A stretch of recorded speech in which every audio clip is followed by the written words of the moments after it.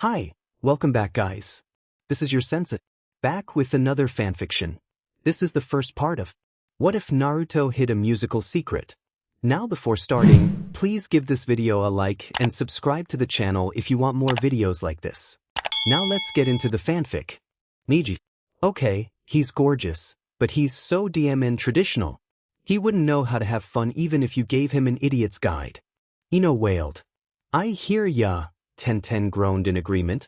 And Shikamaru, that lazy oaf's idea of fun is staring at the clouds go by. Anything more fun than that would be too troublesome for him. By now Ino was practically pulling the hair out of her scalp. Chuji is sweet and all, but he's such a family man. Spending time with him would probably make me feel like a wife and I'd probably gain 5 kilos in the process. I'm not ready for that. Ino was now slamming her forehead against the wall out of sheer frustration. And Shino, when he's not being all creepy with his bugs, he's actually the tall, dark, and cool type. But he's a little too cool. It's like talking to a refrigerator. Ino proceeded to rip Konoha's poor selection of guys. And Rock Lee, oh my god, he has just friends written all over his freaking forehead. It's just utterly impossible to imagine myself going to a club with someone like him. Ino ranted. And as much as I hate to admit it, Sasuke-kun is just as guilty. What's the point of looking drop-dead gorgeous if he doesn't do anything? You might as well just build a DMN statue of him and put it in your bedroom. Not like there'd be much of a difference. Ino groaned. Wow, Ino's on a roll, Sakura giggled. Who's next? Kiba? Naruto? Suddenly Ino stopped dead in the middle of her tirade. Wait, Kiba? And Naruto? No way. Don't tell me that those two are the only guys that know how to loosen up and have some fun? This can't be happening. Ino wailed, sinking deeper into her plush bed. What is wrong with all the guys in this DMN village? Those two do look like the types of guys who'd go wild on the weekends. Tenten hesitantly agreed. What do you think they do on Friday nights? Sakura asked curiously. I overheard Kiba-kun talking to Shino-kun about crossing the border over into Rice Field Country to party. Hinata quietly contributed to the slumber party gossip. Wow, impressive. I heard that Rice Field Country is famous for its crazy clubs and top-notch rice wine and alcohol. Ino added excitedly. Their legal drinking age is down to 16 too, so we'd be free to drink whatever we want. But it's enemy territory, Sakura frowned. Oh, don't be so old-fashioned. That's what makes it all the more exciting. Ino boasted. We should get Kiba to hook us up next week. That sounds like so much fun compared to all the lame parties here in Konoha. Tenten laughed. We should go. Well, if we do go, you know that I'm completely against drinking, Sakura stated firmly. How about you, Hinata? You in? Ino asked eagerly. I don't know. Hinata nervously twiddled her fingers. I'm not really good with parties. Don't worry. With bearthas like these, the boys will be killing each other over you. Ino grinned as she came up behind the quiet Hyuga and cupped her massive melons in her hands, causing her to squeal. Ino, stop that. Sakura scowled. You know how sensitive Hinata is about her figure. Hey, I'd kill for these berries. Be proud of them, Hinata. Ino laughed. Naruto? What are you doing here? What else would I be doing at a laundromat? Naruto laughed as he set down his laundry hamper and opened up one of the machines. Irika smiled a little and shrugged as he watched Naruto load up his laundry into the washing machine. I just thought that you'd have better things to do on a Friday night. Hey, Friday night is the best night to do laundry, Naruto replied. This place is usually so DMN crowded. Irika laughed and nodded in agreement. True. Just the two of us losers doing laundry tonight though. Everyone else must be out having fun. How sad is that? Naruto dumped in a cup of detergent and inserted enough coins to get the machine started. Irika-sensei, you really need to get a girlfriend before you get too old. Irika just frowned and conked Naruto over the head. Just like old times. Still as rude as always. Hey, Irika-sensei. Naruto grinned. How about we grab dinner at Ichiraku Ramen more often from now on? Irika smiled a little as warmth spread up from his heart. Yeah, I'd like that. We haven't gotten to see each other much lately. Something bothering you? Sakura asked as she joined Hinata out on Ino's balcony. Ever since Ino's little rant about the boys, she had noticed that Hinata had become quieter than usual. And no, nothing really, Hinata stammered, looking up at the stars in order to avoid Sakura's gaze. Sakura smiled as she hopped up and sat on the balcony railing, while Hinata merely leaned against it. You don't have to feel pressured to go clubbing next week just because Ino and Tenten want to go. Hinata bit her lower lip for a moment. Oh, it's not that exactly. I think I might actually want to go, to be honest. Sakura's eyes widened in surprise. Really? Here was Hinata, the shy and quiet girl, actually wanting to go clubbing? Sakura herself was somewhat of a bookworm, and though she wouldn't go as far as calling herself a nerd, that was what she was essentially. The idea of going to a nightclub didn't exactly thrill her too much. You don't really look the type though. Hinata shook her head. I've never been to a nightclub before. I don't even know how to dance, she murmured in a soft and nervous voice. It sounds kind of scary actually. Now there was the Hinata that Sakura knew. Yeah.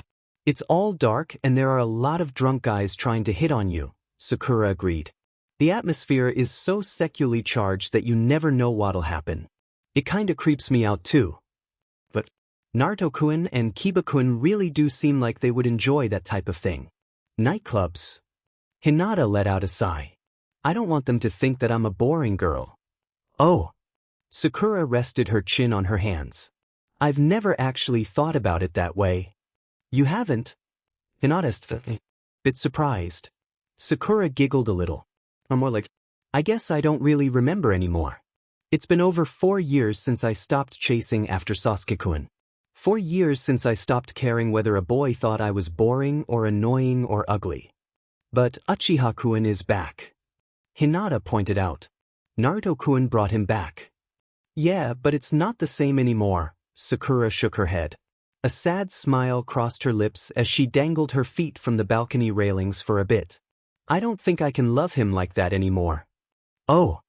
But I don't think you should have to force yourself just so that the guys will see you as a more fun person, Sakura assured.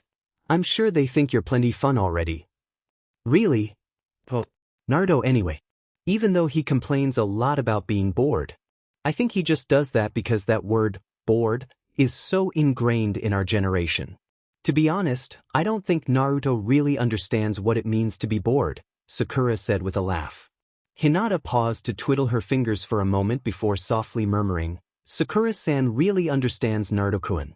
At that, Sakura almost fell backwards off the balcony. Oi Naruto. You look terrible.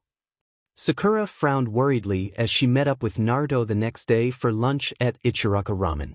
Then she sighed, remembering what the girls were talking about the night before. You weren't up late partying, were you? Seriously, Naruto, there has to be a limit to how much fun you can have. Naruto raised an eyebrow. I wasn't partying. Then. Sakura gasped. You weren't with a girl all night, were you? Naruto's expression darkened even more at that accusation. Has Ino been corrupting your perception of me? Who the hell do you think I am? Sakura blinked as Hinata's words from last night echoed in her mind. Sakura-san really understands Naruto-kun. Irika-sensei, Sasuke, and I ended up having to go out on an emergency recon mission because we were the only ones sober and not wasted from partying so much, Naruto muttered, spitting out those words as if they left a bad taste in his mouth. Geez, just because it's Friday night doesn't mean that the enemy is taking a break too. We were up all night securing the northwest border from scout ninjas from Iwagakure. I don't even know how they got through grass country into fire country. Sakura sat down at the Ichiraka Ramen stand with a somewhat guilty look on her face. Has Naruto always been this serious about these things? Hinata was wrong. I really don't understand Naruto at all. Arg. And those DMN grass ninja PSS me off. Naruto growled, continuing his grumpy rant. They had the freaking nerve to accuse us of infiltrating their country. We suspected that maybe they let the DMN rock ninjas through their country. So we ended up having to spend all morning making amendments to our alliance treaty. Sasuke was this close to shredding those treaty documents with a Chidori. That's how set off we were. Sounds like you had a rough night. Tucci chuckled as he set 2 bowls of ramen in front of them. These are on the house. Naruto grinned and snapped apart a pair of chopsticks. Thanks, old man. Sorry for ranting. Itadakimasu. Sakura quietly started eating as well, but Naruto's mission was still on her mind. She had always associated Naruto with missions that didn't require any thinking, missions that he could literally solve just by using his fists, but it seemed that he was really adept at diplomatic and political missions too.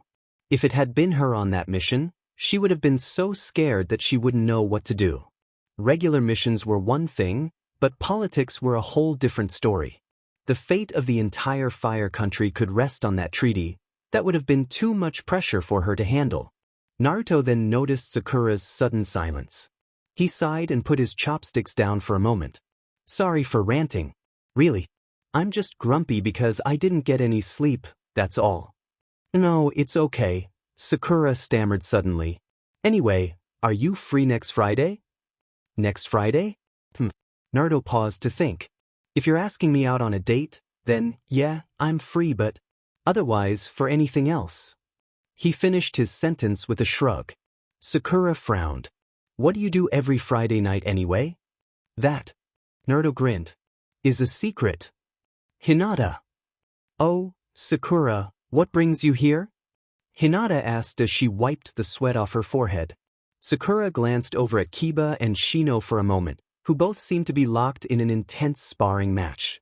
Kiba seems to be pretty energetic considering he spent the night partying over at Rice Field Country. Apparently the girl he was with ditched him for some other guy. And now he's using Shino-kun as a punching bag, Hinata explained in a worried tone. I hope he feels better soon. He'll get over it. It was probably just a one-night stand anyway, Sakura shrugged nonchalantly. His pride is probably hurt more than his heart. Oh, I guess. Hinata hesitantly agreed. Anyway, it seems like Naruto isn't the partying type, Sakura informed, cheerfully patting Hinata on the back. In fact, he had a pretty long and angry rant earlier today about ninjas that get drunk on Friday nights. Really? Hinata brightened considerably. Then, what does he do on Friday nights? Sakura then scratched the back of her head sheepishly. I actually don't know. Oh. But last night he was over in Grass Country with Iruka-sensei and Sasuke-kun, Sakura replied with a shrug. Apparently they got into a pretty serious dispute over border security. Oh wow. So Naruto-kun is always on standby for emergency missions. Hinata wondered. I guess. I'll have to ask Tsunade-sama about it though, Sakura shrugged. Naruto's being all secretive about it though, so now I'm all curious. Hinata giggled a little. Well, I'll give you an update if I find out anything new, Sakura said as she turned around to leave. See ya. See you later. Hinata waved and returned to her daily training. Sakura then made her way over to the Hokage Tower, wondering why Naruto refused to tell her how he spent his Friday nights. Tsunade-sama? Sakura asked as she slowly opened the door to her office. Yes, Sakura? Tsunade seemed to be relieved to have an excuse to take a break from all the paperwork. What is it? About the emergency mission last night. Sakura started. That. Tsunade laughed sheepishly. Jiraiya and I were pretty drunk last night, so I didn't even find out about the mission until this morning when Naruto submitted the report. Sakura's eyes widened in surprise. Naruto, Sasuke, and Iruka handled it beautifully though, Tsunade said with a proud smile. Iruka came in this morning and wouldn't stop ranting about how Naruto handled the alliance treaty with the grass ninja with such maturity. I might as well just hand over the title of Hokage to Naruto right now, since he's already pretty much doing my job. Wait, so Naruto spends his Friday nights processing emergency missions? Sakura asked quizzically. No, Tsunade shook her head. That's Shizen's job. She just happened to find that Naruto, Sasuke, and Iruka were all sober enough to handle the mission. Then what does Naruto do on Friday nights? Sakura wondered out loud. Tsunade raised an eyebrow, that thought never having occurred to her before. I actually don't know either. Hey, Chuji, do you know where Shikamaru is? He's not at his usual cloud-watching spot. Ino frowned. Hoka-sama asked me to deliver something to him.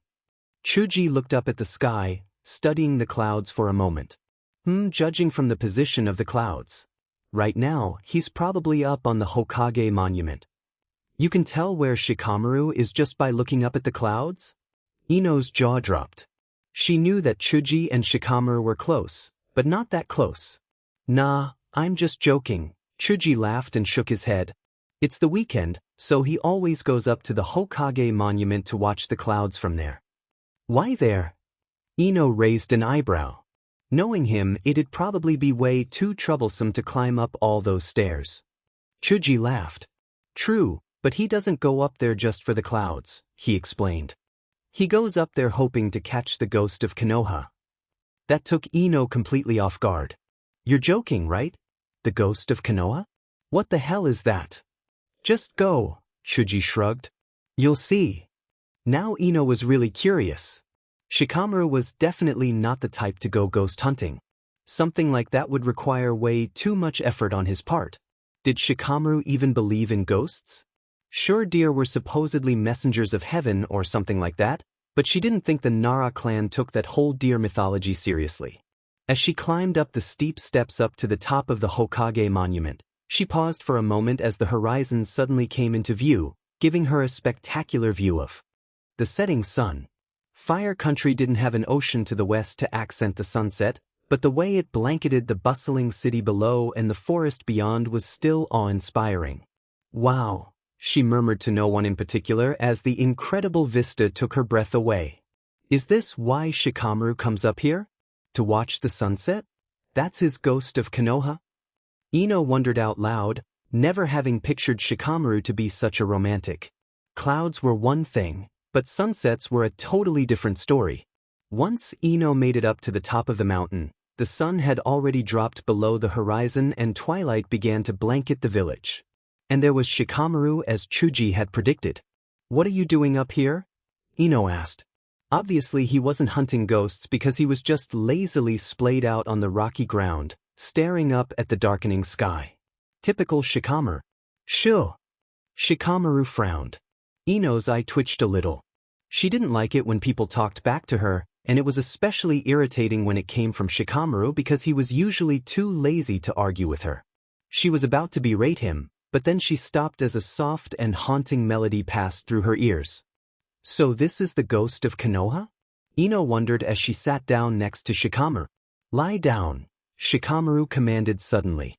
Ino frowned a little at being ordered around by Shikamaru of all people, but complied, using her arms as a pillow. Then she was treated to a view that rivaled the sunset that she had just seen earlier as the stream of stars crossed the heavens above her. That, combined with the soft music in the background, created an atmosphere she had always wanted to share with Sasuke back when she and Sakura had been obsessed with him. But now, she didn't mind too much that it was Shikamaru that was next to her and not Sasuke or Sai. What is that instrument? Ino asked in a soft voice.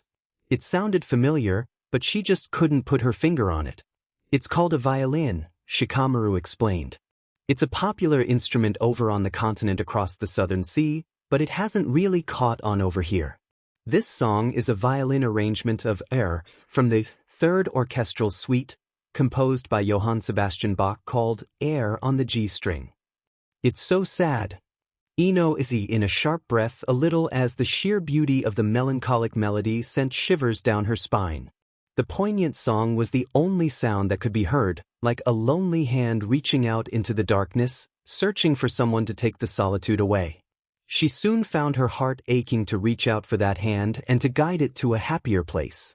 That feeling was so overpowering that she couldn't stop the tears that were slowly welling up in her eyes and sliding down her cheek one by one. Ino. Shikamaru blinked in surprise. Shikamaru. Ino sniffled a little and buried her face in Shikamaru's sleeve to wipe away the tears. She usually hated sad tearjerker movies, but this type of sadness that the music made her feel wasn't that type of sadness. It was a sadness that set her free and washed away her burdens with tears. Then, she didn't know what drove her to do it, but all of a sudden she reached up for Shikamaru's lips with her own, enveloping them in a soft kiss. It was as if the music was giving her emotions wings to fly upon. Ino. Shikamaru. Hey, Sasuke-kun. The last Uchiha raised an eyebrow as he saw his former teammate approach him. Yeah. I heard you were out on an emergency mission all night, Sakura remarked, studying his weary face a little. He definitely looked as if he hadn't gotten a wink of sleep. You okay? Sasuke shrugged nonchalantly and went back to his evening tea. He always enjoyed a nice cup of tea at the local tea house after a nice dinner. Can't really complain. I heard those grass ninja were really unreasonable. Sakura smiled a little, remembering Naruto's rant from earlier that day. Sasuke sighed, scratching the back of his head. Yeah. Negotiations would have gone much quicker if I had just annihilated them all, but that idiot Naruto insisted on drawing up a new alliance treaty. And people wonder why the Uchiha never became Hokage. Sakura giggled, at which Sasuke merely scoffed. So were you with Naruto last night when you guys were called up by Shizen-san for the mission? Sasuke shook his head. No, I was helping Shizen-san with paperwork. Oh. Then what was Naruto doing? I mean, it was a Friday night. He must have been doing something. Sasuke cracked a small smirk as he fought the urge to laugh as the thought of Naruto doing laundry on a Friday night came to mind. That's a secret. Why? Achoo! Allergies? I am raised an eyebrow, serving him another bowl of ramen. Naruto shook his head, laughing a little. Somebody must be talking about me. What? Your PRDNT, Sakura deadpanned, holding the PRDNSUI test in her hand. Ino's jaw dropped as the shocking results sank in, and then she started banging her head against the clinic wall. It was my first time. And it's Shikamaru, she roared. Ah, so it was Shikamaru, Sakura sighed. How can you be so calm? I'm PRDNT. Ino exclaimed hysterically.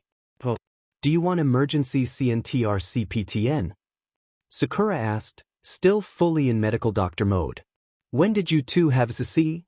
Don't say it so bluntly. Ino screamed, her face turning all kinds of shades of red. Sakura giggled and patted Ino on the shoulder. I'm just playing with you, she assured. But this is great, isn't it? Since when did you two start seeing each other? A few days ago. Since Saturday night. On top of the Hokage mountain, she muttered under her breath. Oh, so you put out on the first date? Outdoors even, how bold. Sakura laughed teasingly as she placed a small bag of emergency CNRCPTN pills on Ino's lap. If you take these today, it might work even though you're already PRDNT. Ino stared hard at the pills and gulped hard as the weight of the situation was finally starting to settle on her. But isn't that abortion? Technically, yes, Sakura nodded. I'll have to talk to Shikamaru first. Ino murmured softly. Sakura smiled and brought her best friend into a warm embrace. It'd be nice if you two could raise it together. And at that, Ino began laughing a little as tears rolled down her face. Yeah, that'd be nice. Naruto. As Sakura had been making her evening rounds around the hospital, she was surprised to find that there was a loud ruckus coming from the elderly wing of the hospital. Apparently Tsunade had hired a musician to entertain the elderly patients, but she hadn't expected that musician to be Naruto. But there he was, dressed in traditional kimono and hakama, and jamming away at a shamisen, a traditional Japanese three-stringed instrument. His back was to her, so he hadn't noticed her yet, so she smiled a little as she leaned against the doorway and watched. Naruto was playing a very lively traditional song, hearkening back to the days of old, telling the romantic story of a loyal samurai bodyguard and the beautiful cherry blossom princess. It was very popular with the elderly, who believed the current ninja way to be dishonorable to the memory of the samurai. And Sakura was impressed at how Naruto was able to tell such a tale without ever actually saying a single word. His music was so expressive and deep enough to carry an entire tale on its notes and harmonies. Once the song ended, she couldn't help but applaud along with everyone else who had been listening. Sakura, he grinned, turning around to face her. I didn't know you played the shamisen, she remarked. Oh, You do now, he laughed sheepishly, returning the shamisen to its summoning scroll. It's just something I picked up from Erosenin during our 2.5-year journey. No big deal. No, you're really good, Sakura insisted. Can you read sheet music? Nah, the notes just look like little tadpoles to me, he shrugged. I just play whatever Erosenin taught me. Sakura giggled. I see. Are you done soon? You want to grab dinner or something? He grinned.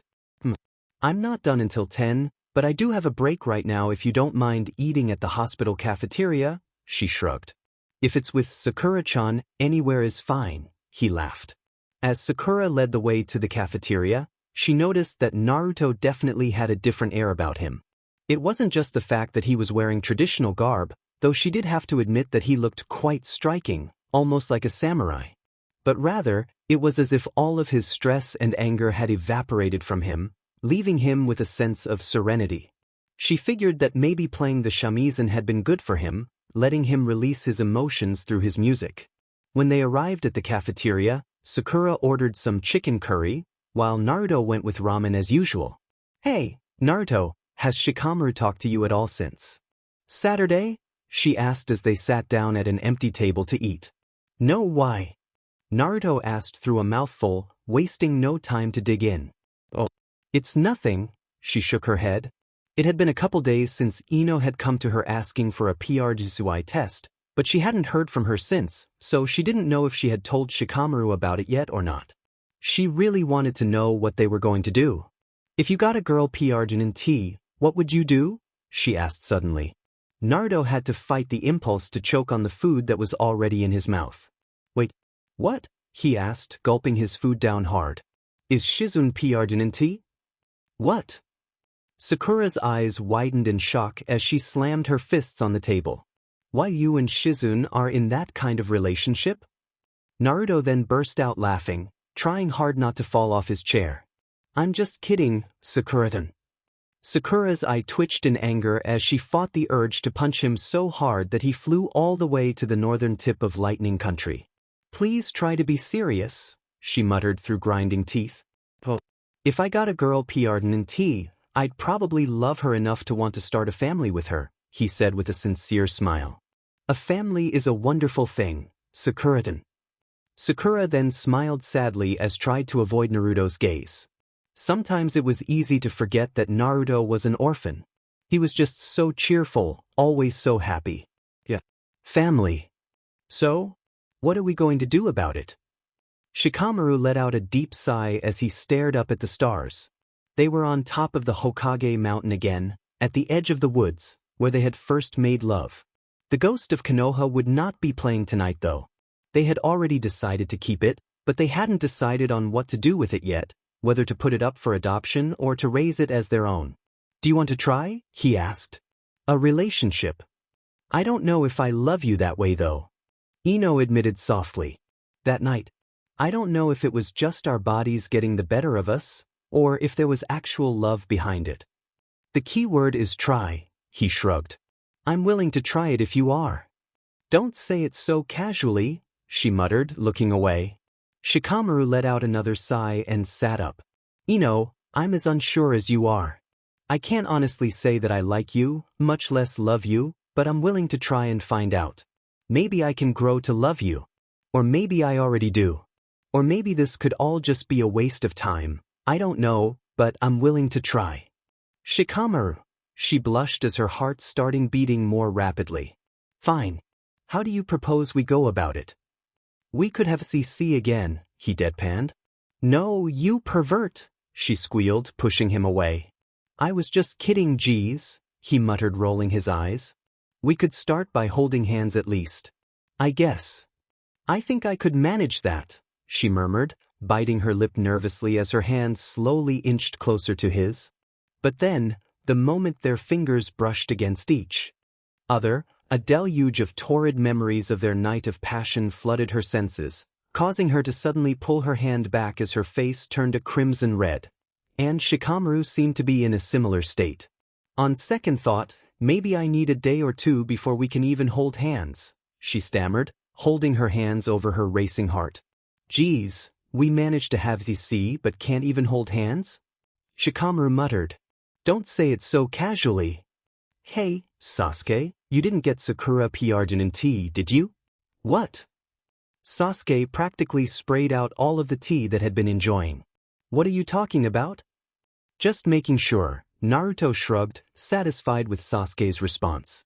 Sorry, I know we agreed to go clubbing on Friday, but I'm going to have to back out, Ino said with an apologetic grin. Why? Tenten whined. Well, she's peony, Sakura replied bluntly, which earned her a hard smack across the head. What? Tenten's jaw dropped. Piardin and tea. Hinata gasped. Yeah, well, it's kind of complicated, Ino scratched the back of her head sheepishly. Shikamaru and I decided to keep it though. Congratulations. Hinata said cheerfully. Yeah, that's great. Tenten agreed, slapping Ino on the back. So are you two dating now? Well, kind of, I guess. It's complicated, Ino explained with a sigh. We're going to a concert on Friday night, as sort of a first date. But it'd be nice if you guys came too, since it's still kind of awkward between me and him. What kind of concert? Sakura asked. She hadn't heard of any concert recently. The ghost of Konoha? Hinata asked. Ino's eyes widened. You know about it? Hinata nodded, a small smile crossing her lips. The ghost only plays on Friday and Saturday nights in the woods behind the Hokage monument. A long time ago, I got lost in the woods once. I was really scared, but then the ghost started playing that music for me. And then I wasn't scared anymore. She played for me until my father came to find me.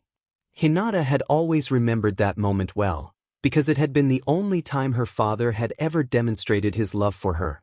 I've never heard of a ghost around Konoha, Sakura raised an eyebrow quizzically. Tenten shook her head. Me neither. Ino had never heard of the story of Konoha's ghost either, but after listening to her song with Shikamaru, she had done some research. They say that she was a young musician. She played beautiful music, but she played a very obscure and foreign instrument called a violin, so she wasn't very popular and didn't make much money. Her boyfriend had been listed as MIA, missing in action, in a faraway battle in rock country, so she always played her music up on the Hokage monument, hoping that her music would lead him back home. But he never came back and she eventually passed away as well. That's so sad. Tenten was already on the verge of tears and was gripping Hinata tightly. Shikamaru spends his Friday and Saturday nights up on the Hokage monument listening to her ghost play, so I figured I'd join him as kind of an innocent first date, Ino nodded. It'd be great if you guys could come too, maybe bring dates or something. In that case, I guess I'll drag Lee and Niji along, Tenten giggled. I'd like to go too then, Sakura smiled. I haven't heard a violin in a long time. Ino suddenly froze, her shoulders tensing up tightly for a moment before deflating. Sakura. I'm sorry. Sakura shook her head. It's okay. My dad passed away a long time ago. Sakura let out a sigh as she rummaged through some of her father's old stuff. She coughed a little as all of her movements stirred up the layer of dust that caked the attic of her house. She opened up the creaky old violin case and stared at the beautiful instrument that was inside with longing eyes. I miss you. Sakura. Even if your father never tells you that he loves you, he really does. He's not good with words. So whenever he has something to say that he just can't put into words, he lets his music do the talking. Just listen to his music, Sakura. Hey, look, it's Naruto. Kiba grinned, ping his head to one side as he spotted Naruto eating dinner over at the Ichiraka ramen stand. Let's go join him. But I should really join my family for dinner, Hinata suddenly stammered, her heart picking up the pace at the thought of eating dinner with Naruto. My father is really strict. Come on, you need to spend time with your team outside of training and missions every once in a while too, Kiba insisted, putting his arms around Hinata and Shino and leading them to Ichiraku. Oi, Naruto, he called out before Hinata could protest any further. Here for dinner? Naruto asked through a mouthful of noodles. Total lack of manners as usual. Kiba laughed heartily as he forcefully sat Hinata right next to Naruto, causing her to blush bright red. Show some manners in front of a lady. I'll have a miso ramen, Hinata squeaked, hiding her face in one of the menus. Shino then coolly took the menu out of Hinata's hands, eliciting yet another squeak from her. He browsed through the menu, but Hinata could tell that he wasn't really looking at it. Mao, not you too, Shino-kun, she whined in a whispered voice. You've got to take steps forward, Hinata. Kiba urged in a not-too-subtle voice. Yeah, Hinata, Kiba's right. I'll always support you, so don't be afraid and keep pressing forward. Naruto pitched in, even though he had no idea what the hell it was that they were talking about. And Naruto-kun? Hinata stammered. By now, steam was starting to waft out of her ears. Captain Clueless, Kiba sighed, slapping his forehead. I'll have a shoyu ramen, Shino said stoically before Naruto could derail the situation even further with his cluelessness. Yeah, me too, Kiba shook his head in exasperation. He didn't know what set him off more, Hinata's inability to move forward or Naruto's total lack of social awareness. Coming. Right up. Tucci responded cheerfully. Hey, Naruto, you doing anything this Friday? Kiba asked offhandedly. Naruto shrugged. Not really, I guess. That caused Hinata's ears to perk up. She remembered that the girls were going to go up to the Hokage mountain to listen to the ghost of Konoha and wondered if she should invite Naruto as well. Ino did suggest bringing dates. Go for it, Kiba grinned, knowing that Hinata was debating with herself at the moment. However, interrupting Hinata before she could even begin, another customer sat down on the other side of Naruto. I'll have a miso ramen. Coming right up. Tucci nodded. When Hinata was sure that there would be no other side conversations going on to interrupt her, she finally gathered enough courage to speak up. Naruto-kun, she stammered shyly, desperately trying to calm her beating heart. Oh, by the way, can I have some sake with my ramen? The other customer suddenly asked, breaking Hinata's concentration. And then, Naruto suddenly got up. Sorry, Hinata, but maybe some other time, he said with a sad smile before leaving some money at the table and then disappearing. Wait, what just happened? Kiba bolted up furiously. He didn't even hear her out completely. Hinata bit her lip as she tried to use her hair to hide her eyes, which were already welling up with tears. It's okay. Kiba-kun, she murmured in a barely audible voice. Sir, next time, we'd like you to keep in mind that we usually don't serve alcohol until after 9, Tucci said in a gruff voice as he set down a bottle of rice wine in front of the customer. Ah, my apologies, the customer bowed in appreciation. A minute, what the hell was that? Kiba grumbled angrily, glancing over at Naruto's empty seat. He didn't even finish his ramen. Ayam sighed as she picked up Naruto's unfinished bowl of ramen and placed it in the sink to be washed later. She felt bad for Hinata to have gathered all that courage but to have to go to waste, just like Naruto's ramen. It was just bad timing. I guess you guys don't know yet, but... Ayam put a comforting hand on Hinata's shoulder. Naruto is really bad when it comes to alcohol. He really hates it when people drink. Hinata then suddenly remembered what Sakura had told her a few days ago. Anyway, it seems like Naruto isn't the partying type. In fact, he had a pretty long and angry rant earlier today about ninjas that get drunk on Friday nights. Naruto-kun, mind if I bum a smoke? Shikamaru was already used to it by now. Naruto would only smoke when he was really angry, and the only thing that could get him angry enough to smoke a cigarette was alcohol. He didn't know why Naruto got riled up by alcohol so much, but it really wasn't his place to ask if Naruto didn't want to talk about it. Shikamaru just sighed as he tossed the entire pack and the lighter over. Thanks, Naruto murmured as he balanced a cigarette between his lips and inhaled as he lit it. Shikamaru's favorite cloud-watching spot, the rooftops in one of Konoha's quieter districts, was actually a nice stargazing spot as well, so he laid back and decided to enjoy the show, since he knew what was coming next. He usually preferred the ghost of Konoha's violin to accompany his stargazing, but he wasn't one to complain. He liked Naruto's shamisen just fine too. Naruto summoned his shamisen from a scroll and made sure that it was in tune. He then let out a spirited ki and started playing a complex and rapid sequence of notes that conjured up images of an era long ago, an era of the noble samurai and the wayward ronin. Naruto closed his eyes and allowed his anger to float away down the endless stream of musical notes he created. It was quite a sight, an orange-clad ninja puffing a cigarette while furiously pounding away at a shamisen. Naruto's shamisen was so intense and aggressive that it almost sounded as if he were challenging the rest of the world to a duel. That was the way he had always lived his life after all. Until he became Hokage, it would always be just him against the world. Naruto had learned to play the shamisen from Jiraiya during their 2.5-year training journey. Jiraiya didn't always do those crazy kabuki poses for nothing. It was part of his disguise. On their travels, they were a pair of entertainers, a dueling shamisen duo. It was the perfect way to travel through many lands without attracting any unwanted attention. As Naruto's song neared its climactic end, Shikamaru's thoughts wandered towards Asuma. Asuma had often joked that if he were to have battle music playing during his fights, he would have definitely wanted a shamisen. Thanks. Naruto got up and crushed his cigarette under his foot as he sealed his shamisen back into its scroll. By the way, you should quit smoking, it's bad for you. Shikamaru chuckled. I will. I'm going to be a father soon anyway. What? Where have you been, Hinata? Hinata bowed respectfully as she entered the Hyuga household. Good evening, father. I had dinner with my teammates. Next time, inform me ahead of time, Hayashi said sternly before turning around to return to his duties. Yes, father. My apologies. Hinata whispered softly despite the fact that he had already left.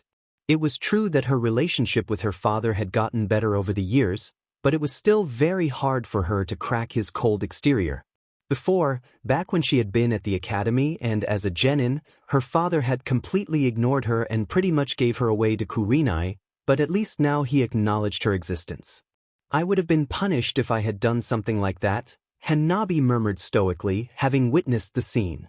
Hanabi was being raised as the next heir to the Hyuga clan, so she really envied the freedom that her older sister Hinata enjoyed. Hanabi! Hinata bit her lip and unconsciously reached out for her little sister with her hand, but Hanabi had already turned around to leave.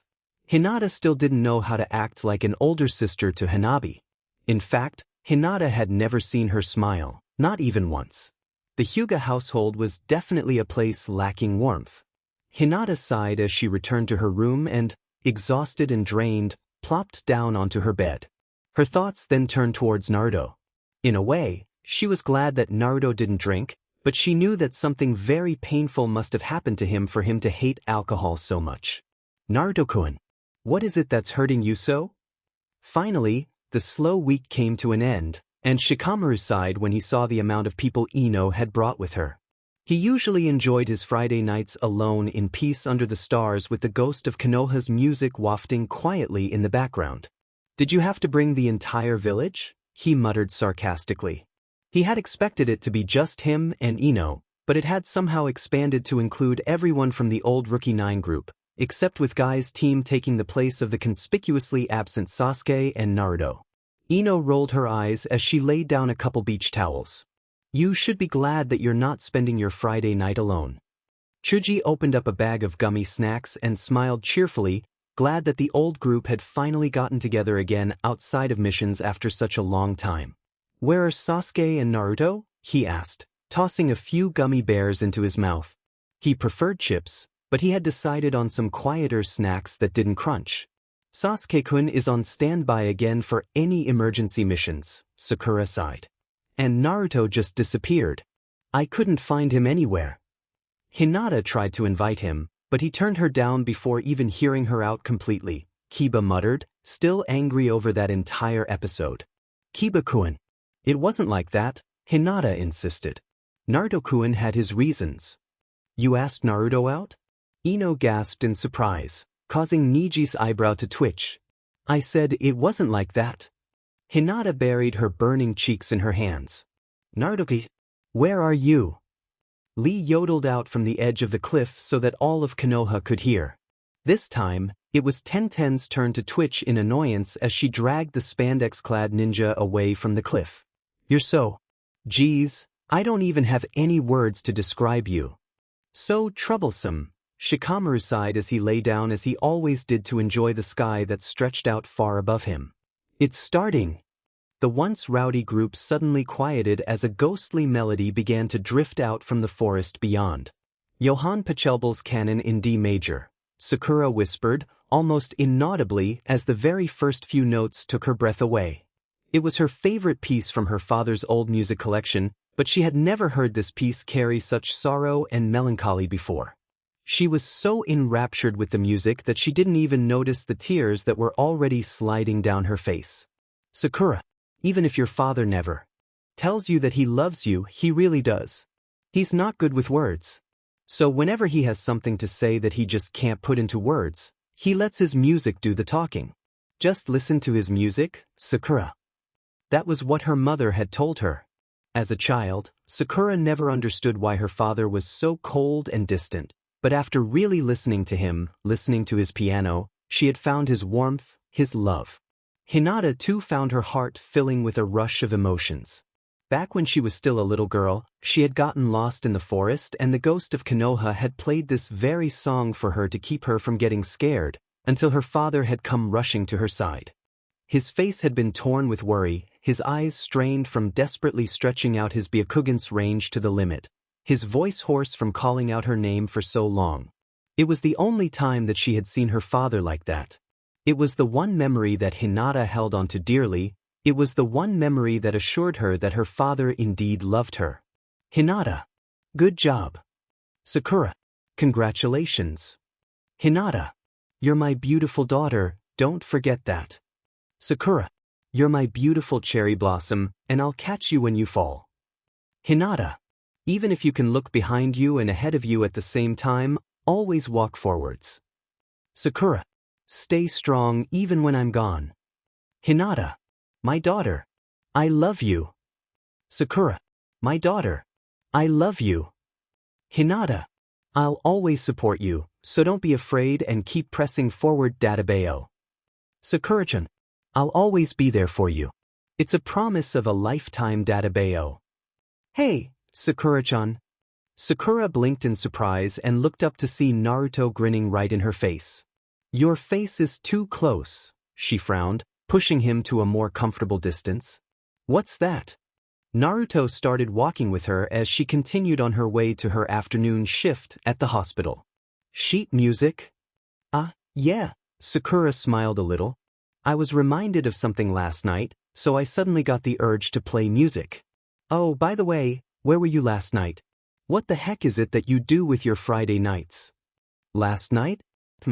Naruto paused for a moment as his face scrunched up in an attempt to remember. Hung out with Irika-sensei a little bit. I guess. You should have joined us last night, Sakura sighed. Irika-sensei too. All of us, we went up on top of the Hokage mountain at the edge of the forest to listen to the ghost of Konoha, she explained. We're going again tonight, so come. Invite Irika-sensei too. The ghost of Konoha? What the heck is that? Naruto laughed, raising a quizzical eyebrow. Don't laugh. It's a very romantic story. Sakura pouted. Her boyfriend never came back from a dangerous mission over in Rock Country, so she always played her violin to try to lead him back home. But eventually she passed away as well. Naruto blinked in surprise but didn't say anything. What? Sakura asked, confused. It was very strange when Naruto had nothing to say. I never knew such a story was going around Konoha, he said suddenly with a laugh, but Sakura knew better. She knew when Naruto was forcing his smiles. Yeah, I guess I'll join you guys tonight. Well, I gotta run, Niji and Kiba need me for something. See you later, Sakura-chan. And with that he was gone. Naruto. Sakura let out a deep sigh as she glanced back down at her sheet music. Was Naruto hiding something from her again? Hey, Shikamaru, have you ever tried looking for her? The ghost of Konoha? Ino asked as she sprawled out on Shikamaru's bed, enjoying the first movement of Mozart's Symphony No. 40 out of his growing classical music collection. Ever since Shikamaru had learned about the ghost of Konoha, he had begun collecting the classical music that originated from the continent across the Southern Ocean. Ino, as well, had taken up an interest in classical music and had been spending a lot of time at Shikamaru's house lately listening to his collection. Before they knew it, they had actually grown quite close. Yeah, Shikamaru replied lazily. He knew this topic would come up sooner or later. Curiosity was part of human nature after all.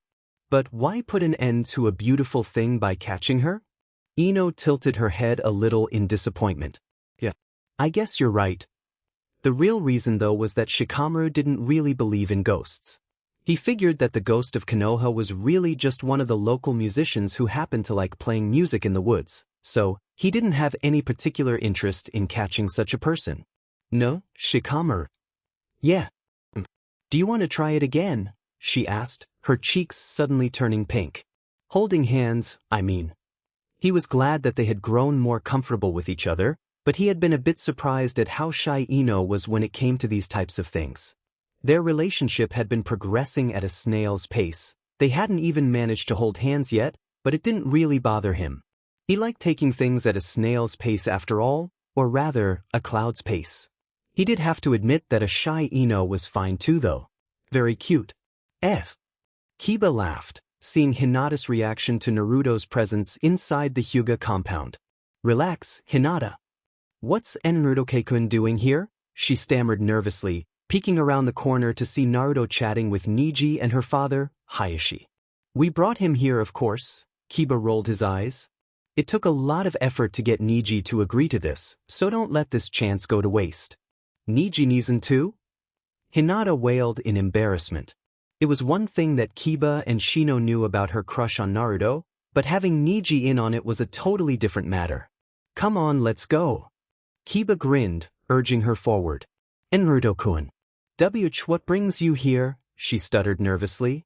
Niji here is going on an undercover mission soon, so he asked me to show him some tricks of the trade, Naruto explained with a grin. Oh yeah. Hinata had almost forgotten about Niji's next big mission. The Byakugan was an excellent tool for undercover intelligence gathering missions, but the Hyuga were generally never assigned to such missions. The reason behind that was that the Hyuga were closer to the dignified samurai in terms of ideals rather than the deceptive ninja. A trickster like Naruto could easily pass as an entertainer with his shamisen and comedic personality and infiltrate an enemy daimyo's court, but a stiff Hyuga like Niji would instantly be the focus of suspicion. It was like asking a samurai to do a ninja's job, so the decision to send Niji on such a mission had been a bit of a head-scratcher. It also worried Hinata a lot. Niji was a genius when it came to Hyuga techniques, but he hadn't used even simple techniques like Henge no Jutsu since graduating the academy.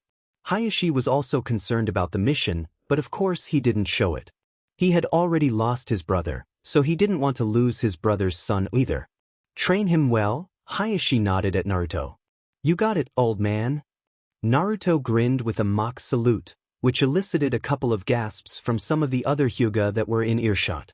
Even Hanabi, who had come out to see what all the ruckus was about, had heard it. Such disrespect towards the head of the Hyuga clan was unheard of. Oi, Naruto! Niji muttered harshly under his breath as he elbowed the impudent orange-clad ninja in the ribs. What? The old man is just worried about you, so act a little happier about it. Naruto laughed, slapping Niji on the back. Niji just groaned and face-palmed in exasperation. Hayashi raised an eyebrow and then cleared his throat a little. Well then, I shall leave him to you. You can count on me. And you should lighten up, old man. Being so stiff ain't good for your health. Naruto advised cheerfully as he rubbed his chin in mock wisdom and patted Hayashi on the shoulder. Hayashi, unable to come up with a response, merely nodded. Keep that in mind. Hinata had to fight the urge to giggle, but what she found strange was that Hanabi also seemed to be enjoying seeing her father at such a loss for words in the presence of the tactless ninja. It was the first time Hinata had seen Hanabi smile. Well, then, shall we get started? Naruto grinned, cracking his knuckles. Come on, Hinata, you too. Kiba nodded his head towards Niji and Naruto who were already on their way to the Hyuga training courtyard. Me too. Hinata stammered. She was about to run after the three boys but suddenly remembered Hanabi's smile. She nervously bit her lip and turned towards her younger sister. Hanabi, would you like to come too? Hanabi frowned and looked away for a moment as if to think about the current situation. Then she finally nodded, and Hinata could swear that there was a small blush across the smaller girl's face. Kiba-kun and Emma-kun are. I'm sure you'll like them, Hinata said, trying her best to cut through the awkward atmosphere as the two sisters followed the boys down the hall. Yosha, let's do this. Henge. Naruto shouted suddenly, transforming his clothes into a traditional kimono and hakama set with a blue and gray color scheme and then making his forehead protector and whiskers disappear. Hinata had to blush a little at how striking Naruto looked in traditional garb. Henge. Niji formed the seals that he hadn't used in very long time and followed suit. Suddenly Naruto and Kiba burst out into laughter. Why, you look like a girl! Naruto exclaimed, clutching at his stomach in amusement. Niji had made his forehead protector and branch family seal disappear and changed his eye color to a striking blue. But not only that, he had messed up on the henge seal and ended up with a red and white hakama and kimono set, making him look like a shrine maiden. Shut up, you! Niji muttered furiously as he grabbed Naruto in a headlock to shut him up. Hey, it's not my fault that you SCK worse than me at basic ninjutsu. Naruto chortled, struggling to get out of the stranglehold. Hinata smiled a little, noticing that Hanabi seemed to be enjoying herself immensely. It definitely had been a while since the Hyuga compound had been so loud and rowdy, so filled with life. Once Naruto and Niji put their squabbles aside, Niji tried the henge again.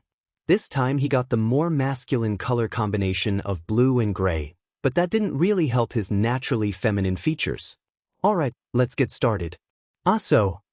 Naruto let out a spirited ki as both he and Niji summoned shamisen and started playing. Let's if you can keep up. Naruto taunted as he let loose a furious and aggressive torrent of music. Hinata was almost speechless. Naruto-kun and Niji-nizen can play the shamisen? She asked in surprise. Naruto had his eyes closed and had a look of determination across his face, and while Niji seemed to have some trouble keeping up, he was quite skilled as well. It's easier to go undercover if you have some kind of non-ninja-related skill. Whether it's as a chef, a butler, an entertainer.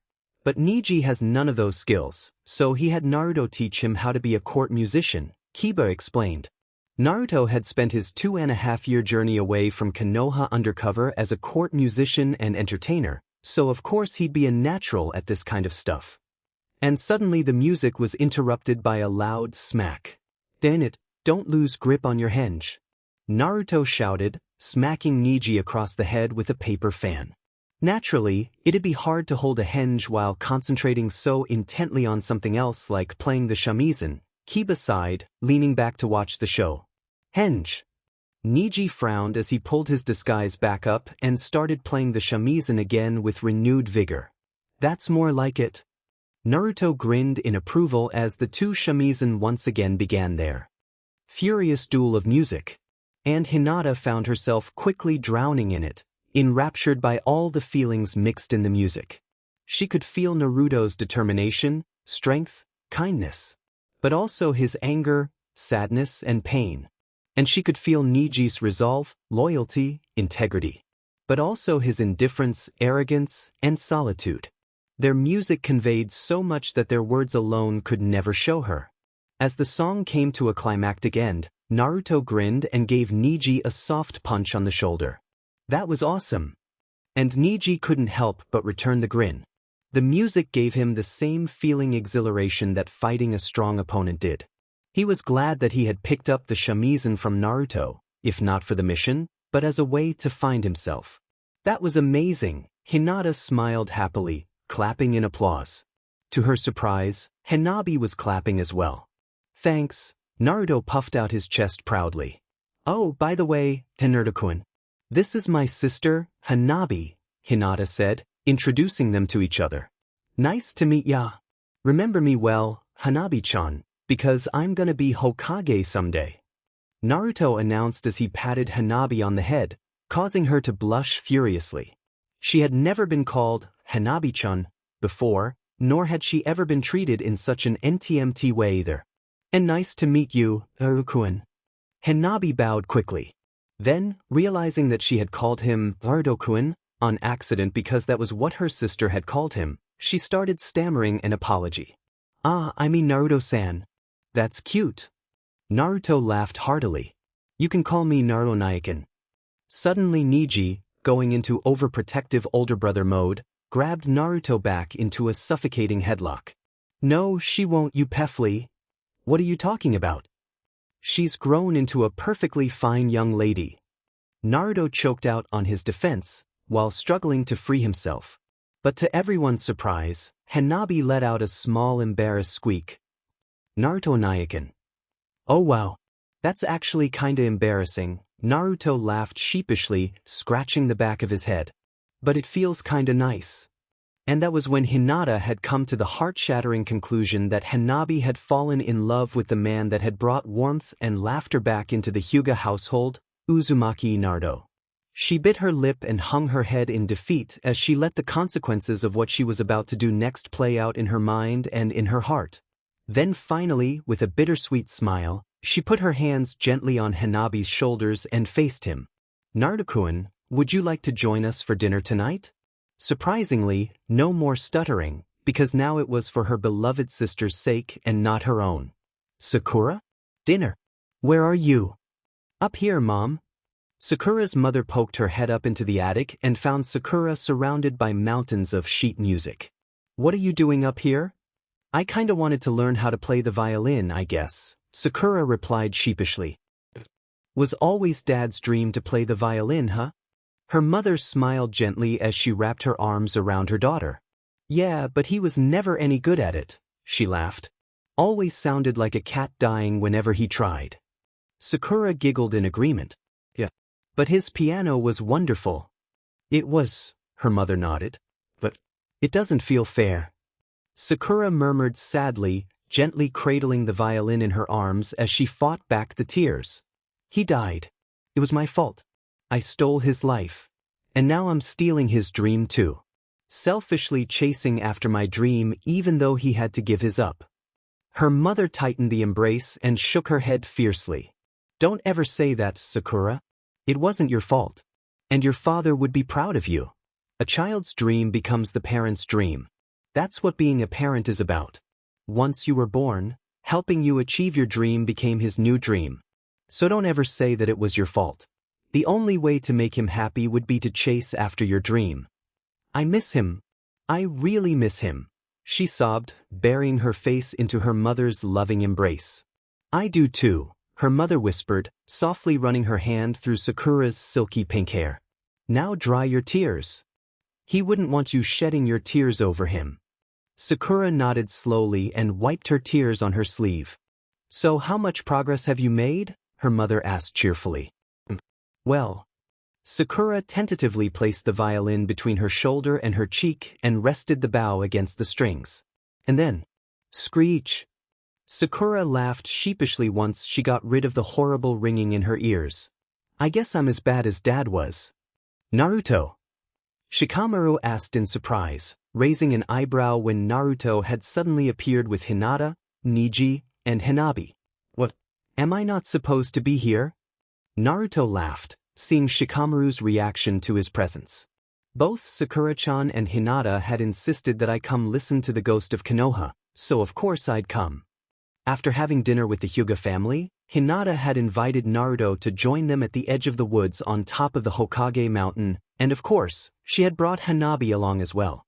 But now everyone is here. Sakura cheered, shaking a nonchalant Sasuke by the shoulders. Wow, I didn't know you guys loved music so much. Naruto laughed, scratching the back of his head. Hinata and Sakura had explained it to him, but he hadn't expected the entire gang to show up. Well, you'll understand if you listen, Ino replied matter-of-factly. The ghost of Konoha plays very beautiful music. Yosha, Todokun, are you ready to shed manly tears with me? Lee declared with his usual enthusiasm. Beautiful enough to shed manly tears, eh? Naruto chuckled. Naruto-kun, come sit with us, Hinata offered, laying down a blanket for them to sit on.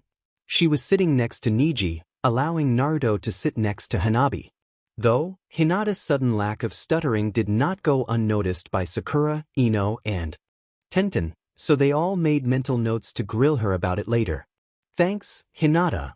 Naruto grinned, taking his place next to Hanabi and causing her to smile happily. So when's it starting? Shikamaru shot Naruto a suspicious glance before answering.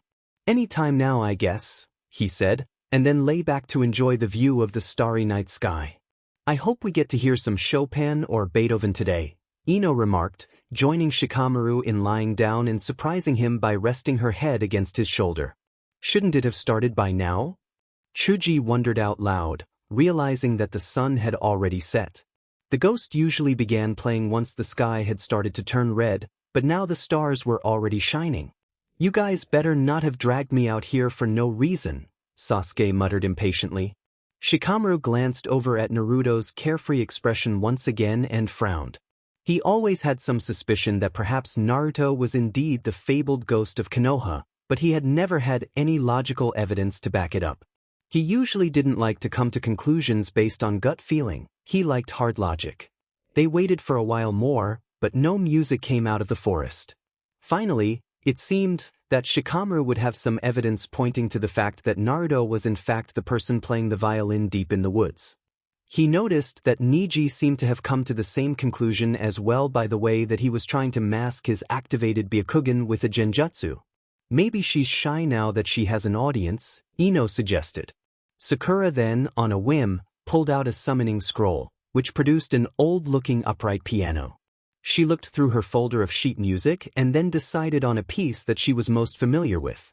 When she realized that all eyes were fixated on her, she blushed a little and cleared her throat.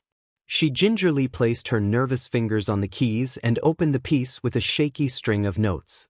Oops, she laughed sheepishly when she hit a wrong chord. Maybe this was a bad idea. Naruto grinned as he got up and put his hands comfortingly on her shoulders.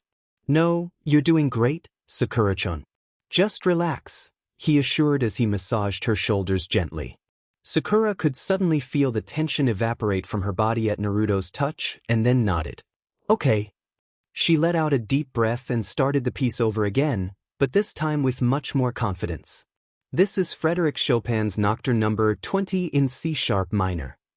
Sakura's music wasn't refined and she was definitely out of practice, but it reflected her newfound passion for music. Even as she stumbled over notes and chords, no one could mistake that her heart, her soul, and her love was in her music. And that was when the violin joined in. At first, she felt that it was a shame that the ghost's exquisite violin had to be accompanied by a pianist as clumsy as her, but as she closed her eyes and allowed the ghost's elegant melody intertwine with her own, all doubt was dispelled. She felt the ghost's music lead her on a romantic dance across the Milky Way. The love that the violin carried filled her with so much warmth that it almost felt as if her mother or her father was holding her in a loving embrace. But as they continued their dance, Sakura realized that it actually felt more like Naruto for some reason. It felt as if the music that was holding her in a protective embrace was in fact Naruto's embrace. That's what she felt. But as much as it was a romantic piece, it was also a tragic and heartbreaking one. That's what Hinata felt.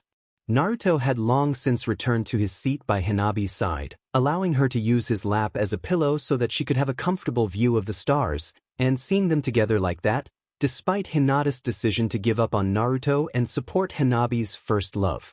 She could feel her heart slowly being crushed under the weight of the beautiful nocturne. It was as if the piano and the violin represented two people who could no longer be together, sharing one last heartbreaking dance. Niji, being the observant person that he was, handed her his handkerchief. Shikamaru, isn't your house that way? Huh. Shikamaru blinked in surprise. He looked around and saw that they had passed the street that his house was on. Oh, I'll just walk you home, he shrugged. Are you okay? You've been spacing out this whole time, Ino pouted. Something bothering you? It's nothing, he shook his head. Though, honestly, the fact that Naruto had been there with them to listen to the ghost of Konoha sort of bothered him.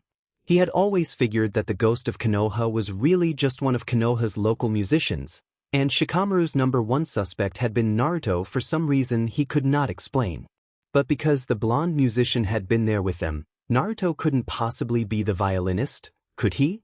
No, really, tell me, Ino insisted, tugging on his arm. This may sound stupid, but I always thought that maybe Naruto was actually the ghost of Konoha, he laughed sheepishly. But I guess I was wrong. Naruto. Ino giggled. Whatever made you think that? Shikamaru shrugged. I have no idea. It makes no sense, but that's just the feeling that I got after listening to their music. Naruto can play the violin? Ino asked incredulously. Are we talking about the same Naruto? He can play the shamisen, Shikamaru shook his head. Quite well, in fact. And when I listen to him, I kinda get the same vibe as I do with the ghost. Really? In that case, I guess I'll have to listen to him play sometime, Ino noted. Well, here's your place, Shikamaru remarked, looking up at the darkened windows. No one home. My dad has an overnight mission, so do you want to stay the night? Ino asked teasingly. For a moment, Shikamaru was struck speechless. Just kidding, she giggled and then gave him a quick kiss on the cheek. I'm starting to think that maybe it won't be so bad having you for a boyfriend, but don't want to move too fast, so maybe next time. Good night, Shikamaru. And through all that, Shikamaru was still dumbstruck speechless. Naruto is really funny. Hinata smiled as she braided her little sister's hair. It was already time to go to sleep, but Hanabi was still chattering non-stop about Naruto. It was now all too clear that Hanabi had in fact fallen for Konoha's future Hokage. Love could change a girl. Dinner that night with Naruto had been an interesting affair. The Hyuga family dinner was usually very solemn, but Naruto had managed to toss that serenity out the window. He had regaled them with tales from his travels all over the world, some of them thrilling, but most of them absurdly funny. Hanabi had especially enjoyed the story where Naruto had accidentally killed the tyrannical and oppressive Mizukage when one of the strings on his shamisen had snapped and whiplashed the old man across the face, thus making Naruto the temporary Mizukage for a week until the Mist Village Council had decided on a new leader. Onizen, can you invite him over again? Hanabi asked hopefully. Of course, but now is time for you to go to sleep. Hinata smiled warmly, switching off the lights. Good night, Hanabi-chan. Good night, Onizen. Hinata allowed herself a small giggle as she closed Hanabi's bedroom door behind her. But once the door had clicked shut, that giggle was followed by a sigh as she leaned back against the door, head hanging. Hinata-sama. She let out a small squeak of surprise. And Niji-Nizen. You surprised me. Are you planning on giving up on Naruto? Niji asked, already having come to that conclusion from observing Hinata's actions for most of the evening, through dinner and the Ghosts concert. Hinata blushed a little, not being used to talking about her relationship problems. Yes. Hanabi-chan is old enough to know what it means to fall in love. So, as her older sister, I will support her. Are you really okay with that? Niji pushed onwards. He didn't want Hinata to do anything half-heartedly. He hated it when people made half-hearted decisions. Yes, Hinata nodded. I have never been close to Hanabi-chan. Never reached out to her. Never been a good older sister to her. If I had to choose between being Hanabi-chan's sister and Naruto-kun's girlfriend, I think being a good older sister to Hanabi-chan would make me happier. Naruto-kun brought warmth to our home tonight. I'd like to keep that warmth going with my own power. Satisfied with Hinata's resolve, Niji nodded. Very well. Besides, Naruto-kun has given me so much already. The strength to keep moving forward. The courage to reach out to others. The power to change myself. Asking for more would be selfish, Hinata said with a serene smile. You have changed, Hinata-sama, Niji said with a chuckle. So have you, Niji-Nizen, she replied warmly. If you don't mind, I would like to hear you play the shamisen. Again. Niji chuckled a little as he led her to his quarters to retrieve his shamisen. As he began playing, Hinata could immediately recognize the difference between Naruto's aggressive Tsugaru style and Niji's much more graceful and subdued style. Without Naruto's leading accompaniment, Niji's true music could now shine through. And she loved it. She loved her family. What? Ichiraka Ramen is closed today? Sakura scratched her head in confusion as she stood outside the closed-up ramen stand. The girls had been planning on eating lunch there, but they hadn't expected it to be closed. Did Tuchi-san say anything about this? Ino wondered. Maybe he's sick, Tenten suggested with a shrug. And I was looking forward to trying this famous ramen that Naruto likes so much. Hanabi sighed, having tagged along with her sister. Being tethered down to the house as the Hyuga heiress, she didn't get out too much. Ah, it's Irika-sensei, Hinata pointed out, spotting their former academy teacher at the Kaiten sushi house across the street. Might as well get sushi instead then. Sakura nodded her head towards the sushi house and led the way. Irika-sensei, mind if we join you? Ah? Sakura, Hinata, Hanabi, Ino and Tenten. Irika grinned happily. It always made him happy to see his old students doing well. Eating alone? Where's Naruto? Ino asked. Naruto. Irika paused for a moment and stared up at the ceiling in thought. He's with old man Tucci and I am right now. Did they go somewhere? I've never seen Ichiraku Ramen closed on a Sunday before, Sakura inquired. Naruto would probably throw a fit if Ichiraku Ramen wasn't open 7 days a week. Irika allowed himself a sad smile as he grabbed a plate of salmon nigiri and placed it in front of Sakura. You like salmon, right? And if I recall correctly, fatty tuna for the Hyuga princesses. He chuckled playfully, taking a couple of expensive plates of tuna nigiri off the conveyor belt for Hinata and Hanabi. Tenten likes eel. And shrimp for Ino. You don't have to treat us, Hinata insisted. Nah, compared to Naruto's endless bowls of ramen, sushi is nothing, Irika laughed. So where did Naruto go? Sakura asked as she mixed some soy sauce and wasabi together for her sushi. Up until about 7 years ago, Ichiraku Ramen was actually a full restaurant, not just a stand, Irika explained. There was an accident and the restaurant burned down. And one of the waitresses died in the fire. So Naruto, Tucci-san, and Ayam went to the cemetery today to pay their respects. Oh, I never knew, Sakura gasped softly. I didn't actually eat at Ichiraku Ramen much back when it was a restaurant, so I didn't remember her too well. Irika shook his head with a sigh. I'm not sure about Naruto though. He doesn't like talking about it too much. I do remember that she was a wonderful musician though. A musician? Sakura's ears perked up. What was it called again? Irika's face scrunched in an attempt to remember. A violin. I think that's what it was called. Yeah, a violin. Mitsuki Nichin. I've always missed you. But your music has always been with me. Your music is what gave me strength for all of these years. Thank you. Byakugan. Find anything? Sakura asked as she rapidly flipped through stacks of old newspapers from the Konoha archives to find anything from 7 years ago.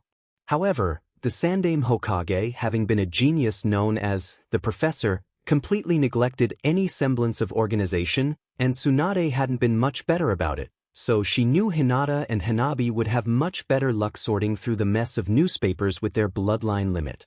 I found it. Tenten exclaimed, waving around an old newspaper. Read this. Ichiraku Ramen burns to the ground. 2 casualties. Ino read the headline out loud.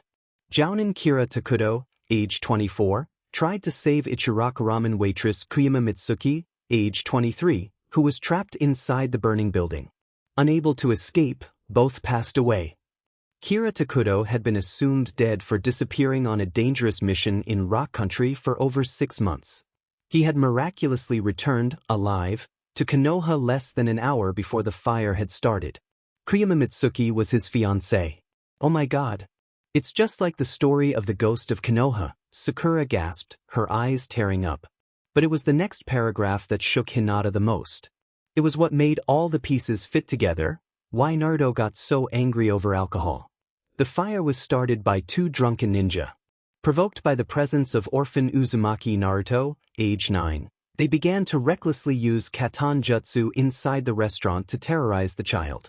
Waitress Kuyama Mitsuki and Jounin Kira Takudo had valiantly managed to allow the child to escape the fire at the cost of their own lives. Oh my god, Naruto-kun. And that's when they heard it. It was the faint sound of the violin drifting in through the open windows. The first movement of Mozart's Symphony No. 40. Sakura murmured, recognizing the song right away. It's not coming from the Hokage mountain, Ino pointed out, listening carefully. The cemetery, Hinata gasped. Let's go. Sakura quickly jumped out the window, followed by the Hinata, Hanabi, Ino and Tenten, and quickly dashed off through the streets of Konoha, following the sound of the violin. As they got closer to the outskirts of the village, they could hear more and more instruments join in one by one until it sounded as if there was an entire orchestra to accompany that single violin. The closer they got, the louder, the more powerful, the more passionate the music became. And Sakura could hear it, the wishes and sentiments, the voice behind each instrument. Each one said something different, each one with a different emotion: happiness, sadness, companionship, solitude, laughter, lament. But each one was united in a single harmony, a single message. Thank you. And goodbye. And Sakura suddenly found tears spilling out of her eyes. Naruto! She screamed as they burst into the cemetery grounds.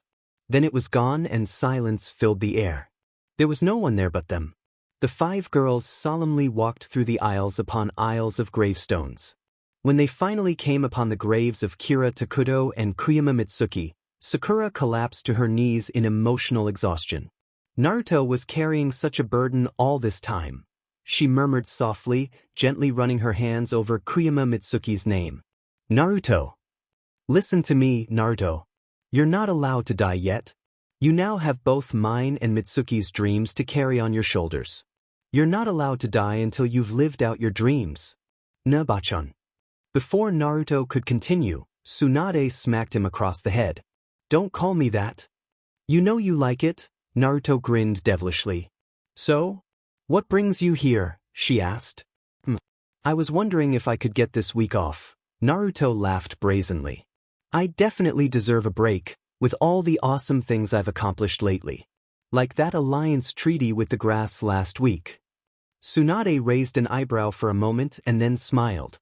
Yeah, sure, Brett. You deserve it. Really? All right. Naruto cheered. I'll treat you to dinner sometime during the week then. I look forward to it, Tsunade laughed. It had been a while since they had casually spent time together. It'll be awesome. Believe it. Naruto grinned, giving her a thumbs up. And Naruto? Yeah. You okay? Naruto paused for a moment, but Tsunade could see his shoulders slump. His air of cheerfulness shot for a split second. What are you talking about? Of course I'm okay, he laughed. Thanks for asking though, Bachan. Tsunade smirked a little. No problem, brat. Sakura sighed as she rested her head against the keys of her piano. She had really wanted to talk to Naruto and see if he needed any support, but apparently he and Shikamaru had already gone off to the sand village for some reason. She could understand Shikamaru, since he was Konoha's liaison to the sand, but Naruto really had no reason to go, especially since she had heard that he had the entire week off from missions. Maybe he just needs some time to himself, she thought. Like this. More like this. Niji said, correcting Hinata's form. Hinata had decided to learn how to play the shamisen as well, and Niji had been glad to teach her. You two have gotten pretty close, Hanabi remarked, peeking in on them as she passed by. Hanabi! Hee. Hanabi giggled as she ran down the hall as Hinata chased after her. Ever since Naruto had reminded them how warm a family should be, they had grown closer and closer, and Hanabi had been really enjoying herself lately. She finally felt as if she had an older sister in Hinata and an older brother in Niji. Gotcha! Hinata grinned as she pounced on her little sister. That tickles. We didn't have to go all the way to Suna just for that, did we? Shikamaru sighed, finally finding themselves back in their home territory. Not to mention that we only spent 2 days there. What are you talking about? We accomplished a lot in 2 days, Naruto insisted. Besides, if you're gonna do something, I believe you should do it properly. Shikamaru groaned and slapped his forehead. It was because of Naruto's insistence on doing things properly that he had gone through the trouble of explaining his relationship with Ino to Temari. He never had any feelings for the sand kunoichi in particular, but apparently Temari had taken a liking to him. And while she had been very understanding, Kankuro and Gaara had been another matter altogether. See? Aren't you glad that you've gotten your ambiguous relationships all cleared up? Naruto exclaimed cheerfully, slapping Shikamaru on the back. What about your ambiguous relationships? Shikamaru shot back. Mine? What are you talking about? Naruto asked, his fox-slit eyes showing how confused he was. Never mind, Shikamaru sighed, shaking his head in exasperation. Here comes one now. Naruto-Nayakan. Hanabi-chan. Naruto grinned when the small Hyuga girl jumped down next to him from up in the trees. Back from Suna? She asked, still feeling a little shy around him. I missed you. I missed you too, Hanabi-chan, he chuckled. And I got you a present too. Really? She asked, her eyes widening in surprise as a small blush spread across her cheeks. Shikamaru sighed, slapping his forehead again.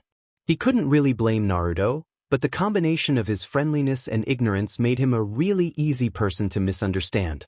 He remembered that Kiba had told him that one time Naruto had needed one more person for an important mission, so he had asked Hinata to shut up and come with me, and Hinata had just fainted right on the spot. Do you like it? He grinned, handing her a cute teddy bear. The sand was famous for its artisans, and toys such as puppets and stuffed animals were no exception. I love it. Hanabi exclaimed happily, hugging it tightly to her chest. She had never received anything like it before, being raised in such a strict environment and everything. Naruto-Nayakan, do you want to come over for dinner again? Yeah, sure, why not? Hey, you know, Naruto's back from Suna, Ino reported offhandedly, almost causing Sakura to choke on her ramen. Geez, you're wound up pretty tight when it comes to Naruto, huh? I am not. Sakura pouted. Well, Shikamaru told me that he's having dinner with the Hyugas, Ino added. Seems like he's getting along with them pretty well. Not any of my business, Sakura frowned. Oh, don't act like you're not jealous, Ino laughed, patting her on the back. And I'm sure you're still worried about him. I am not, Sakura muttered. And you shouldn't, Ino said slyly, teasingly wrapping her arms around her best friend. I'm guessing you still haven't figured out why Naruto went all the way to Suna, yeah? That's why you're so cute, Sakura. Your face is too close, Sakura deadpanned, trying to push Ino away. Ino giggled and playfully bit on Sakura's ear, causing her to squeal. I owe Naruto one for dragging Shikamaru to Suna with him and clearing things up with that Temari girl, so I'll tell you this at least. Try to get a day off from work on Friday. Friday? Why Friday? Well, thanks for having me over again, Naruto grinned. The food was great. Believe it. You're always welcome here, Hinata said cheerfully, walking with Naruto to the front of the Hyuga compound. I'm sure Hanabi would be really happy too, so come back anytime. In that case, I'll definitely take you up on that offer, Naruto assured, giving her the nice guy pose as he stepped outside the main gate. Before you go, I want to thank you, Naruto-kun, Hinata said, tugging at his sleeve slightly. Ever since you came into this house, it's become a lot brighter and lot warmer. Hanabi has opened up a lot, and so has father. Naruto shook his head. I didn't do anything. It was all you, Hinata, he said, patting her on the shoulders. Mending bonds can be tough, but you stayed strong. Naruto-kun. Hinata studied him carefully. Are you going to be okay? Naruto blinked for a moment, surprised at the sudden question. Then he smiled. Yeah, of course. That's good, she smiled in relief. Hinata. Yes. You've stopped tripping over your words, he remarked with a grin. Does that mean that you're finally comfortable around me now? Hinata blushed a little, not knowing how to respond. She felt a little ashamed that all this time Naruto had thought that she had been uncomfortable around him. Then she took a deep breath and came to a decision. To be honest, Naruto-kun, I've actually had a crush on you for a long time. Ever since we were back in the academy, she confessed, bowing her head a little to avoid his gaze. That's why I was always so embarrassed around you. Wow. I never knew. I'm sorry, he replied sheepishly. She then felt a gentle hand lift her head so that her eyes met his. But I guess this means that you're over me already? That makes me kinda sad, he laughed. Hinata smiled a little, surprised at how easy it had been to confess her feelings to him. She now felt that an important chapter of her life finally had some sense of closure. You missed your chance, Naruto-kun, she replied jokingly. You'll find someone who deserves you more than I do, he assured with a kind smile. He then surprised her by pulling her into a warm hug. Don't forget to always keep moving forward, Hinata. I won't. And thank you, Naruto-kun. So, are we going to tell our parents yet? Shikamaru blinked. Tell our parents what? That I'm 2 weeks pregnant, idiot? Ino groaned. Oh, technically it's not 2 weeks yet, but I guess I'll give it to you now, he sighed, fishing for something that was in his pocket. He then pulled out what looked like a fancy case for a ring, causing her to stifle a gasp. Shikamaru. It's a promise ring, he said, opening the case and revealing a beautiful silver ring. It was very simple, nothing fancy, no gemstone or anything, but she could immediately tell that it had been crafted by the best artisans the Sand Village had to offer. That my heart will always be yours. She then flung her arms around him and buried her face in his chest. Idiot. You didn't have to, she said through muffled sobs. Oh, I'd figure it'd go over better with your parents if you at least had a ring, he shrugged. And she had to laugh at that. Idiot. Once Friday finally rolled around, Sakura had found that Naruto had planned to take her out on a picnic. He had found a peaceful and quiet spot over by Lake Haruna at the far outskirts of the village. It was a beautiful and clear day with a refreshing breeze, perfect for a picnic. As Naruto laid out the picnic blanket and set out the food, Sakura studied him closely. It had been less than weeks since the anniversary of Mitsuki's and Takuto's deaths, but he seemed fine. Maybe she had been thinking too much. Maybe he had already come to terms with their deaths after all. But she still had to make sure. Hey, Naruto. Yeah, what is it, Sakura-chan? He asked cheerfully. How have you been doing lately? She asked simply. You doing okay? Naruto tilted his head to one side and looked at her strangely. What's with everybody asking me all of a sudden? First Bachan, then Hinata, and now you. Of course I'm okay, why wouldn't I be? He laughed. Spending the day with you like this. It's a dream come true. Sakura sighed. Sure, his words made her happy, but she found that getting him to open up to her would be harder than she thought. Naruto. No, Sakura-chan, could you play for me? He asked suddenly with a grin. I really enjoyed your performance last Saturday. No, I'm no good, Sakura shook her head modestly. Come on, Sakura-chan, that's not true, Naruto insisted cheerfully. No, really, it's only because. I only sounded good because. She was playing the violin with me. Sakura said softly, fiddling with her hands uncomfortably. She then threw a cautious glance over at Naruto. It was only because Mitsuki-san was playing with me. Naruto's eyes grew wide for a moment, and then he resigned himself to a small sad smile. So you know. Naruto. Are you okay? She asked one more time, placing her hand gently over his. Naruto laughed a little and shook his head. I'm fine, Sakura-chan. Don't worry. Tell me the truth, Sakura insisted, looking at him with pleading eyes. Naruto paused for a moment to look up beyond the clouds, beyond the vast blue sky, up towards the heavens. Mitsuki-chan. She was the first person to ever show me kindness. I met her when I was 7. I had just gotten kicked out of a bakery, and she found me out on the street. So she brought me to Ichiraku Ramen and fed me. Takuto was Mitsuki-chan's boyfriend. And they became sort of a family to me. The first time I knew what having a family felt like. Family is a nice thing to have, yeah? He laughed a little.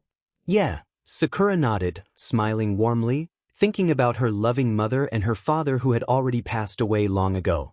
But one day, Takuto went out on a mission and never came back. So Mitsuki-chan went up on top of the mountain every night and played the violin. Hoping to guide him back, Naruto murmured. But the day Takuto finally came back. The fire. Sakura said softly. Mitsuki-chan and I were trapped inside. And Takuto came to save us. But I was the only one that made it out alive, he sighed. It was my fault. My fault that those drunken ninjas started that fire. My fault that Mitsuki-chan and Takuto had to die. Naruto. Sakura shook her head and pulled him into a tight embrace. I'm okay now, Sakura-chan, he assured.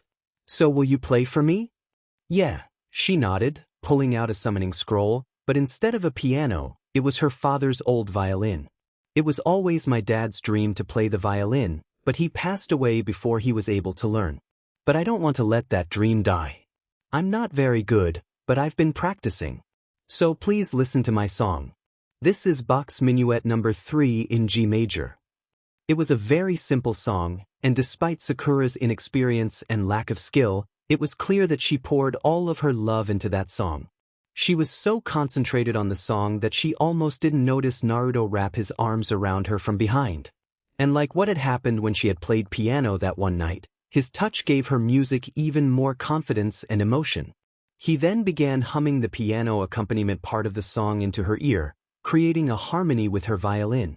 Sakura didn't know how Naruto knew this song, but she didn't care. It just felt so wonderful. It felt as if they were dancing on air even though they weren't even moving their feet. Their music was dancing for them, his humming entwining with her violin, becoming one. And she could hear it. The thing Naruto was telling her through his music, their music. It was the same thing that her father could only tell her through his music. I love you, Sakura-chan. More than anything. Naruto, she murmured softly as she leaned back into him once their song had come to an end. It felt as if it had been forever since the last time he had held her.